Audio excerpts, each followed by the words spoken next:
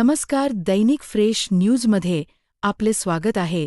RTO कार्यालयातील पारदर्शकतेच्या बोजवारा उघड. सातारा रोड ते कराडपर्यंतच्या आरटीओ कार्यालयांमध्ये आरटीआय कायद्याचे सर्रास उल्लंघन होत असल्याचे समोर आले आहे. आज आमचे प्रतिनिधी विकास सौदे आणि त्यांची टीम थेट या कार्यालयांना भेट देऊन चौकशी करताना आढळले. आता महत्त्वाचं म्हणजे त्यांना बरेच अधिकाऱ्यांनी फोन केले, म्हणजे आपले हगवणे साहेबांनी केला, बरोबर ना, तर ते अवेलेबल झाले नाही. दुसरं की या ठिकाणी बरेच कर्मचारी यांचे, तुमचे कर्मचारी तर गेले हे तर सत्य आहे. तो फक्त जे आहेत ते 6 2 किती 2 नव्हते म्हणजे एक नव्हता. हगवणे साहेब म्हणतात किंवा आमचा एक नव्हता.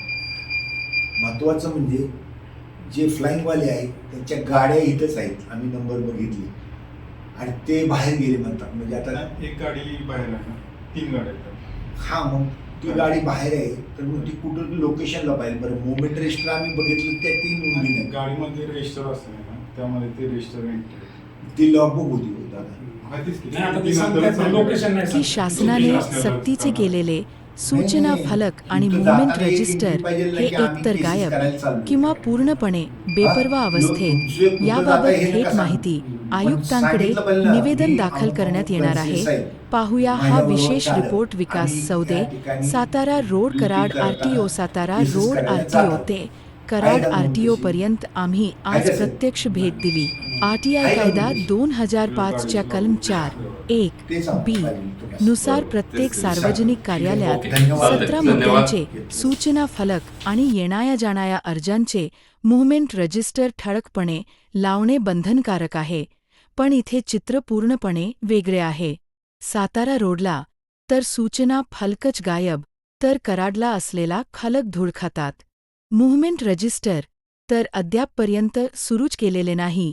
याचा थेट परिणाम सामान्य नागरिकांना होतो.